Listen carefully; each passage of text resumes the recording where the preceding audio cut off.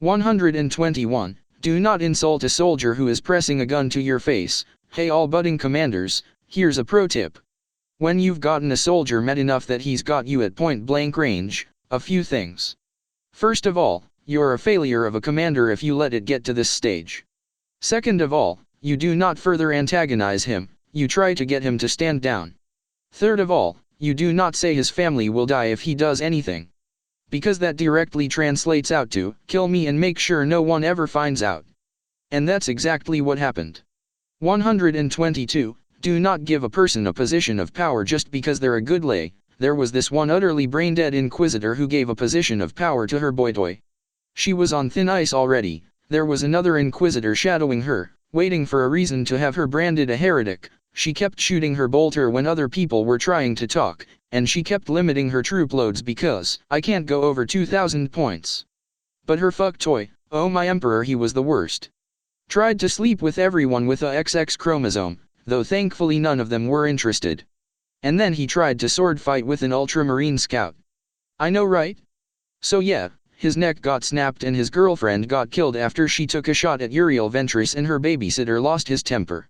123. Do not threaten a soldier's family. No, this isn't a personal one, but with me the point still stands.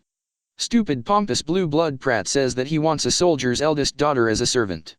And when I say servant, I mean he was licking his lips and leering at a nearby woman when he said servant. I'm not even sure the guy had a daughter, he might have looked mad on principle. The prick seemed to act like everyone else would side with him in his quest to enslave another human being. Surprise surprise, humans aren't monsters, and filled him with bayonets. I was pretty sure he was already dead when I got to the head of the throng, but I didn't care. This was a good chance to show my little girl how you make sure the bayonet doesn't get stuck in the ribs. 124. Don't play at being detective if you don't know what you're doing. I got stuck with an idiot trying to investigate the disappearance of a noblewoman. We turned her room upside down and found an Eldar artifact. The dumbass thought it had nothing to do with it because the Eldar weren't around anymore. Hey dipshit, you know who else isn't around anymore? The woman we were looking for. And then he goes and arrests the girl's parents. Why? Because there was a secret passage in the girl's room. I am not making this up. Actually, he just said there was. We never actually found them. And they were nobles. So yeah. Death by Iron Maiden for him. I threw him under the Land Raider and I don't regret it. 125. Felnids are not cute, cuddly, or sexy. 99.99% of the people of the Imperium have never and will never see them, but are convinced that they're sexy cat girls. You know what they are in reality? Part mountain cat. I.e., vicious predators and carnivores. They're kind of aware of how sexualized they are by the Imperium and they've gotten sadistic about it. They love saying, just out of sight, I could just eat you up, before getting very literal about it. Goody, they took humor lessons from the Kroot. 126. Know how armor works. I've said it before and I'll say it again, our armor sucks. But it's still armor. You're probably still going to be bleeding after you get shot by an orc gun, but your flak armor could be the difference between life and death. You do not go onto the battlefield wearing a hoodie. The brain-dead moron who did this, and I wish I could make this up, said that there was adamantium in the hoodie and that a tech priest had put it there. Adamantium. Because apparently this kid never knew that adamantium is damn near unbreakable, and we are not getting it in thin layers. Go figure, someone was fucking with him and he ended up being impaled on a Farseer's spear. 127. You being a noble doesn't mean jack if you have no lands or titles. Oh blue bloods, they will never stop being my favorite punching bag. Because they keep doing so much stupid shit. See, there was this guy acting like he was a big deal, even though he had absolutely nothing. He got uplifted for some stupid reason. I think the brain-dead Inquisitor from 122 had a hand in it, but no one gave him anything to make it worthwhile. Even the other nobles thought he was pathetic. Probably why they didn't help him when he tried to claim his superiority to some Savlar chemdogs and they beat him to death. 128. Sniper rifles are for killing, not showing off, whatever form they come in, be it an old-fashioned solid projectile rifle or a long loss. Sniper rifles have an age-old philosophy. One shot, one kill. Simply put, you should only be pulling the trigger if you intend to end someone's life, or are practicing to end someone's life. But you get the occasional fuckwit who can't just put a hole in someone's head/throat/chest and needs to savor the moment. We had spent the last 3 days being harassed by an Eldar Ranger, dozens dead. Our sniper finally gets a bead on him. What does she do? Shoots directly in front of the Ranger so he'd look up at her first and see his killer before he died. Except he didn't do the dying part and blew her head off. As it turns out, Eldar Rangers are faster than cocksure dumbasses. 129. You do not need 3 pistols, 2 should be the most you ever need provided you aren't some 3-armed mutant. I have seen some of those, so they can safely ignore this one. The stupid woman I saw do this was a Catachan, which sounds about right. Even the women on that planet seem to be stuck in a permanent dick measuring contest. But back to pistols. My daughter's sweetheart only carries 2, and she's been training to dual wield them since the age of 13. A third pistol is just dead weight, and in the hands of stupid people it's downright deadly. You ever watch a woman try to draw a third pistol while still holding the other 2? I have. It ends with a misfire to the throat. I wonder if all Catachans misfire like that, it would explain the overcompensation. 130. You cannot disable a Tau stealth suit with a flag. Before we get going on this one, standard banners. An utter waste of men and resources. A person that could be shooting a gun is now waving a flag around. For morale? Yeah, that'll help us. When I've got an orc's axe in my side, a flag with bullet holes and burn marks really keeps me going. Anyway, we all know standard bearers are usually the bastard kids of Nobleman Watch's face, who want his stupid kids to feel like they're contributing, but the position is known by most to be overblown. But some stupid people think that they're important and have to prove themselves, so this one woman tried to use it to stab a Tau stealth suit. After it had just massacred a squad. Yeah, it bounced off its arm. Then the Tau backhanded her head off. I think he got half a kilometer as terms of distance. 131. Do not use a Space Marine on a stealth mission. Ignore this if the Marines in question are Raven Guard. In case you haven't noticed, people, Space Marines are about twice as big as you and several times as heavy. They attract attention. A sniper will get in position and start taking shots. The Marines will be fine, you won't be. 132. You cannot boss around Space Marines. When you want something from a Space Marine, I don't care who you are, you say please and thank you. Even the Dem Inquisition knows better than to step on their toes. No one told this twat though. Thought he could order around a pair of Ultramarines just because they were scouts. Now I'm not saying they killed him. I'm just saying he threatened to execute them if they told their captain about the mission he gave them, and he turned up dead the next day when the Marines left. And there were 12 eyewitnesses. They just didn't say anything to officials.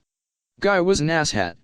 133. You cannot use a chain sword without training. Oh dear lord, those things are a nightmare to use. I risked execution and looted by power sword just so I could get away from them. First of all, they're multiple times heavier than a normal sword, so fancy flourishes are out of the equation. Second of all, it kicks like hell when it's revving. So you train before you use it in combat, and that way you can avoid slicing your own face off, unlike the wonder brat I got stuck babysitting. Was hard to explain that to his commanding officer. 134. When someone doesn't want to talk about their home world, drop it. I guess I have a reputation now. They call me the veteran of 100 wars, even though I only ever fought in 87.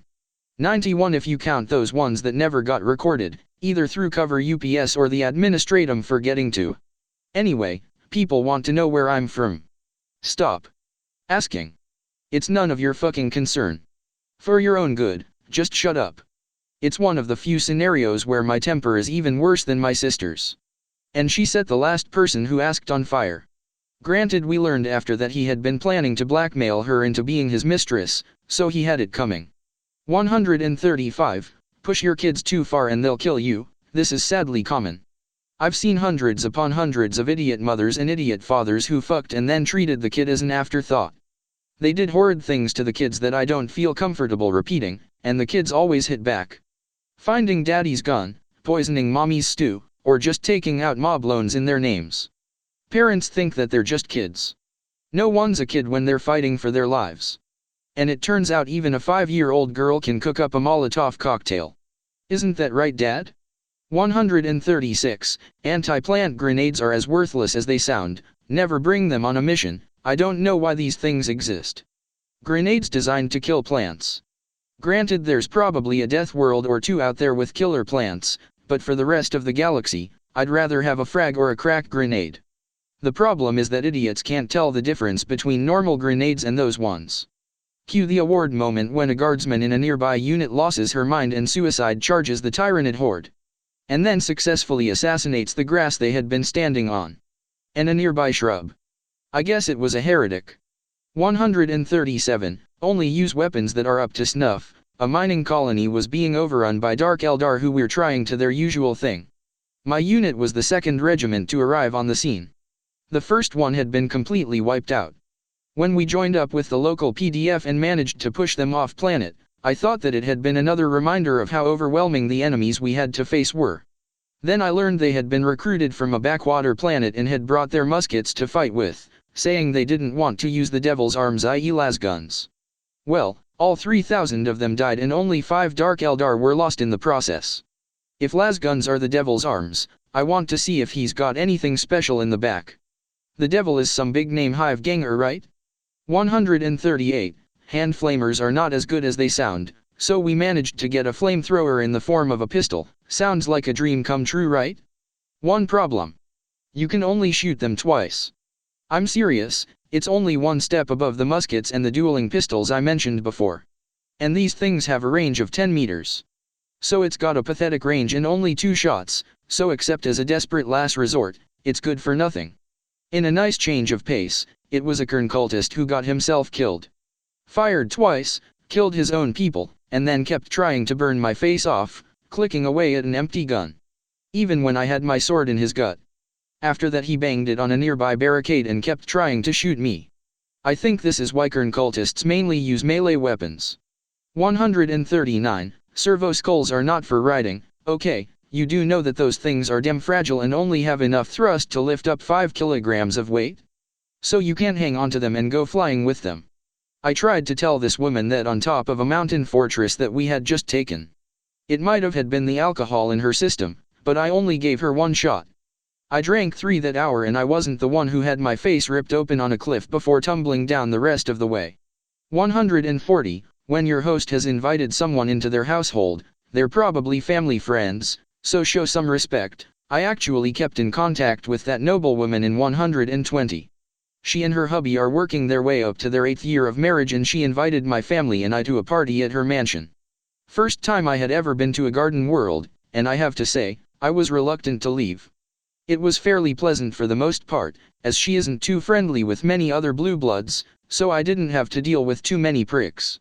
Plenty of food and wine, overdid it with the drinking, had to force myself to throw up in the bathroom, actually ran into a couple of old friends, and Zamora, shit, I forgot to say, that's her name. No, I'm not giving anyone else's name out, she was the only one okay with it, is the life of the freaking party. The problem is that she had to invite a few twats out of obligation. Either that or they crashed the party. I forget, she mentioned why they were there when I was halfway through my 5th class. Oh, they had such massive sticks up their asses, it was hilarious. They tolerated my sister, barely, because she was a sororita, but the rest of us got nothing but glares. They finally lost it when Zamora gave the spotlight to my daughter so that she could propose to her sweetheart. It was honestly pretty magical. That gunslinger rarely lets anything pass that stoic expression of hers, but when my daughter pulled out that ring, there were tears in her eyes. They, like me, had had too much to drink. Unlike me, they hadn't removed the alcohol from their system to avoid making asses out of themselves. Combine that with them being ass-hates and the fact that there were strains between them and Zamora's family over them trying to take a moon they own. Despite that, things still worked out alright. Only 2 of Zamora's family guard died. I learned my wife only needs 2 fingers to break a human spine, and I got to keep the booze they had brought over. There was one thing my daughter was a little bummed out about though. She had wanted to let her fiancé know a secret she had had while proposing. Not when sending a concentrated blast of warp energy into the face of a drunk nobleman. Oh yeah, my daughter is a psyker. Zamora managed to pull some strings to get her sanctioned without going on the black ships and had a retainer teaching her.